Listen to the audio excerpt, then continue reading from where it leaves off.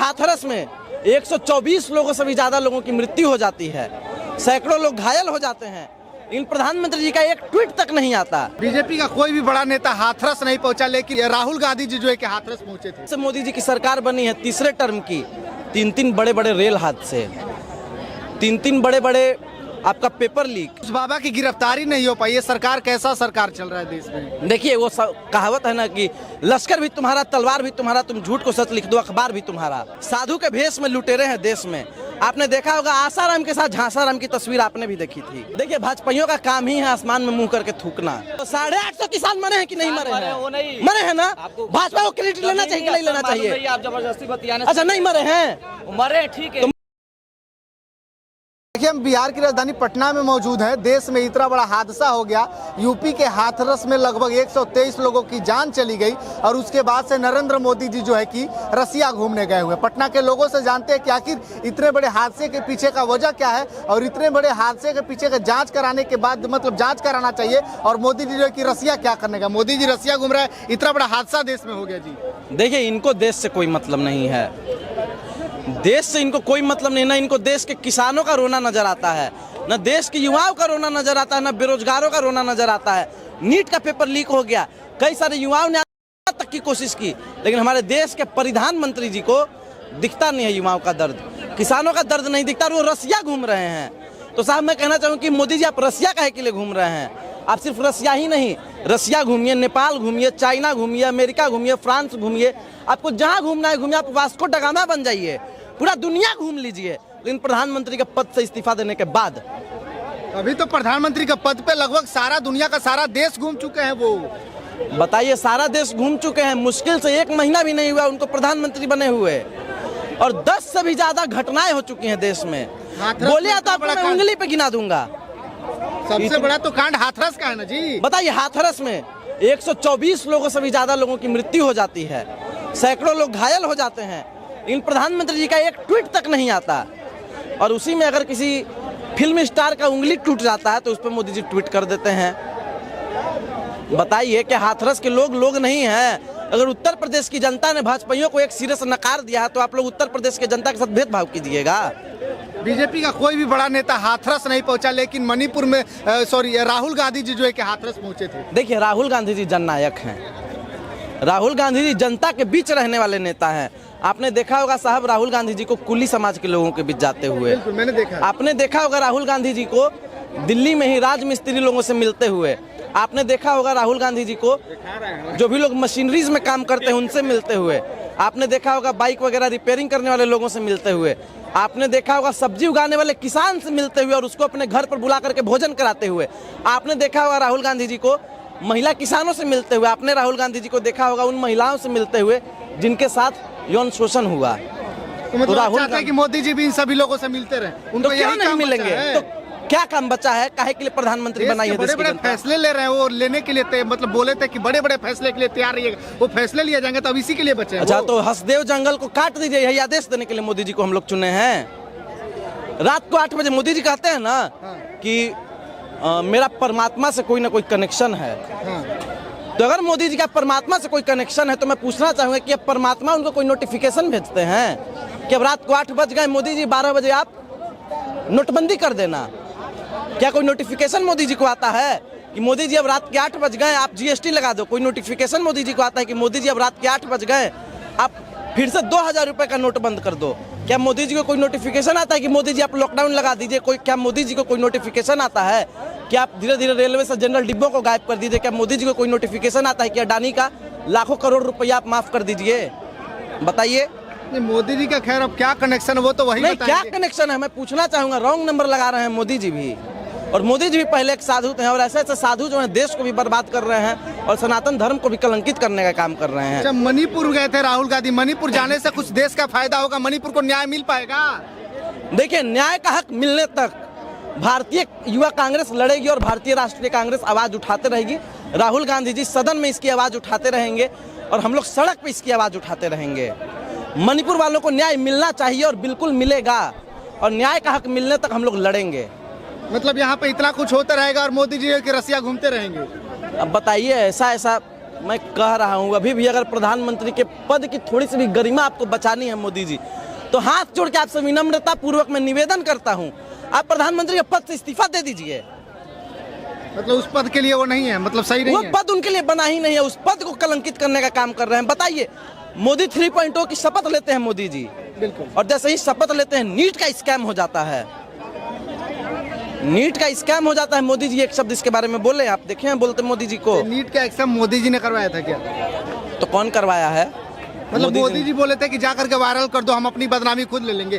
Camera आपका है, mic आपका है। हाँ, बिल्कुल। अगर आप कुछ गलत सलत मेरे बारे में दिखा दीजिए, तो आप दिखाएंगे कि हम दिखाएंगे? सवाल हम आपसे पूछेंगे ना। बात सही अगर है। सत्ता मोदी जी के हाथ में है तो जी हाँ, मैं बिल्कुल कह रहा हूँ नीट का जो स्कैम हुआ है भाजपा ने कराया है। मतलब अपनी बदनामी वो खुद करवा रहा है। अपनी बदनामी, देखिए भाजपाइयों का काम ही है आसमान में मुंह करके थूकना। भाजपा जो है इस देश को मजाक समझ के रखे हुए है। चलिए, इतना कुछ हो रहा है देश में, लगता है कि ये सरकार 5 साल तक चल पाएगी? ये सरकार 5 साल के आप 15 महीने भी नहीं टिकेगी। मैं गिन के आपको दे रहा हूँ, 1.5 साल से भी कम समय में ये सरकार गिर जाएगी।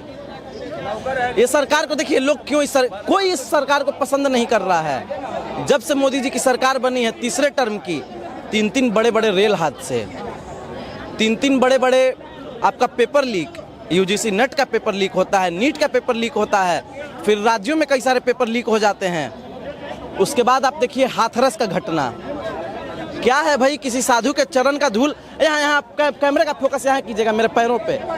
बताइए, अगर आपको लगता है कि किसी साधु के पैरों का धूल उठा के माथे पे लगाने से भाग्य चमक सकता है, तो आप मेरे भी पैरों का धूल उठाइए और अपने माथे पे लगाइए, भाग्य चमकेगा कि नहीं चमकेगा? विश्वास है ना। आप क्या मानते हैं? अच्छा, सीधी सी मैं एक सवाल पूछूंगा आपसे, सीधा सा एक लाइन में जवाब दीजिएगा। अगर आपको चोट लगता है तो आप अस्पताल में जाइएगा या किसी बाबा के पास, डॉक्टर के पास जाइएगा ना, कि झाड़ फूक कराने चल रही है किसी बाबा के पास? डॉक्टर के पास जाऊंगा ना। फिर से पूछ रहे, झाड़ फूक नहीं ना कराइएगा? डॉक्टर के पास जाऊंगा। डॉक्टर के पास जाऊंगा। और वो बाबा देखिए कितना शातिर दिमाग का था। वो कौन से लोग उसके झांसे में पड़ते थे? जो कम पढ़े लिखे लोग हैं, जो आर्थिक रूप से कमजोर हैं, जो दबे कुचले तबके से आते हैं। वो न उन लोगों को अपना अधिकार मालूम है और न उन लोगों को झाड़ फूक और इलाज के बीच में अंतर मालूम है। तो वो लोग सोचते हैं कि हाँ भाई चलो, इलाज से हो नहीं रहा है, हमारे पास पैसा भी कम है, क्या पता देखते हैं बाबा के पास जाके, क्या पता कोई चमत्कार हो जाए। तो वो लोग गए, और जो 123 लोग मरे हैं उसमें 60 से भी ज़्यादा महिलाएं मरी हैं। अभी तक उस बाबा की गिरफ्तारी नहीं हो पाई। ये सरकार, कैसा सरकार चल रहा है देश में? देखिए, वो कहावत है ना कि लश्कर भी तुम्हारा, तलवार भी तुम्हारा, तुम झूठ को सच लिख दो, अखबार भी तुम्हारा। तो वही काम यहाँ पे हो रहा है। साधु के भेष में लुटेरे हैं देश में। आपने देखा होगा आसाराम के साथ झांसाराम की तस्वीर आपने भी देखी थी। देखे थे। अब बाकी आप समझ रहे हैं कि झांसाराम कौन है। आप किसी को कहे, वो अपना ओपिनियन है, मैं लेकिन आप समझ रहे हैं, आसाराम के साथ झांसाराम की तस्वीर आपने देखी थी, कैसे मंच पे चढ़ करके प्रवचन दे रहे थे आसाराम और झांसाराम दोनों। आपने देखा होगा कैसे बाबा गुरमीत राम रहीम को बचाने के लिए हरियाणा की भाजपा सरकार ने पूरा दमखम लगा दिया था। आपने देखा होगा कि बाबा चिमन्यानंद, जो कि अटल जी के सरकार में मंत्री हुआ करते थे केंद्र में, महिलाओं से मसाज करवाते थे। उसके बाद ये एक और नया बाबा है सूरजपाल। अब देखिए क्या होता है इसके साथ। देश में जो है कि 370 लागू हुआ, हटा। और एक और बात, मोदी जी भी पहले बाबा ही थे, वो भी साधु रह चुके हैं। 370 हटने के बाद क्या फायदा कि राज्य में जो है कि आतंकी हमले रुक नहीं रहे। आज भी 3-4 लोग जो है कि शहीद हो गए, जवान शहीद हो, तो उसका क्या फायदा हुआ अपने? देखिए, मौलाना मसूद अजहर नाम का एक व्यक्ति था, बड़ा ही खतरनाक आतंकवादी। उसको कांग्रेस की सरकार ने पकड़ा था और अटल जी की सरकार ने उसको छोड़ा था गंधार हाईजैक के दौरान। और मोदी जी की सरकार 2019 के समय, आपको याद होगा, एक पुलवामा का हमला होता है और इसका क्रेडिट लेता है मौलाना मसूद अजहर। और झूठे वीडियो फुटेजेस वगैरह आते हैं टीवी पे कि बालाकोट में एयर स्ट्राइक हुआ। हाँ, ये बातें चली थी। तो अगर एयर स्ट्राइक हुआ है तो उसका पाकिस्तान को डरना चाहिए।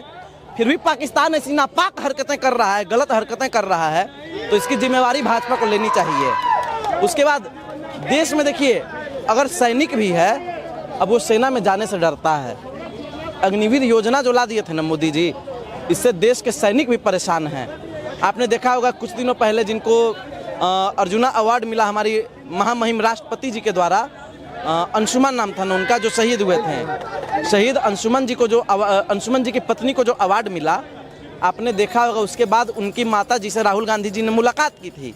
तो उनकी माता जी ने क्या कहा था कि राहुल जी, मैं अग्निवीर योजना के खिलाफ हूँ और अग्निवीर योजना देश से खत्म होनी चाहिए। लेकिन इसमें सुधार करेंगे मोदी जी, लेकिन इसको ख़त्म नहीं कर रहे हैं। जब पूरा देश कह रहा है कि आप ख़त्म कर दीजिए तो क्यों नहीं ख़त्म कर रहे हैं? ऐसे ही देखिए, किसान लोग कह रहे थे कि जो 3 काला कानून लाए थे किसानों के खिलाफ, पूरे देश के किसान एकजुट होकर कहते रहे कि इन 3 काले कानूनों को आप हटाइए। लेकिन जब तक 850 किसान मर नहीं गए, तानाशाह ने खून नहीं देख लिया, तब तक तानाशाह ने 3 काले कानून हटाए नहीं। किसान के बारे में बात कर रहे हैं, धान का फसल कितने दिन में पैदा हो रहा है अभी?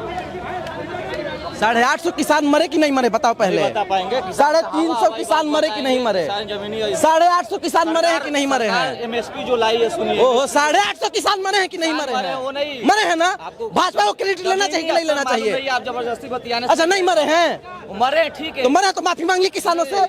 किसानों से माफी मांगेंगे तो फिर भाजपा का पक्ष लेके काहे के लिए आए मैं हैं? आपसे प्रश्न, जो आप किसान कर रहे हैं, किसान हाँ। के बारे में आपको कुछ नॉलेज नहीं है। 850 किसान मरे हैं, इतना नॉलेज जरूर है। 850 किसान मरे हैं, इतना नॉलेज जरूर है। आशीष मिश्र टेनी गाड़ी चढ़ाया है किसान पे। तो वहाँ पे बैठे लोग किसान नहीं है। नहीं, वो तो किसान है, वो नहीं मैं कह रहा हूँ। ये मेरे कहने का मतलब है किसान के बारे में निगेटिव जो फैला रहे हैं। किसान ना हो तो उसे क्या ले, ये किसान ना हो, ये बिजनेसमैनों का ही कमाते हो। तो जानकारी किसानों के हाथ की बात मरे हैं, देखिए आपके कहने पे हम नहीं कहते भी किसान नहीं है ना।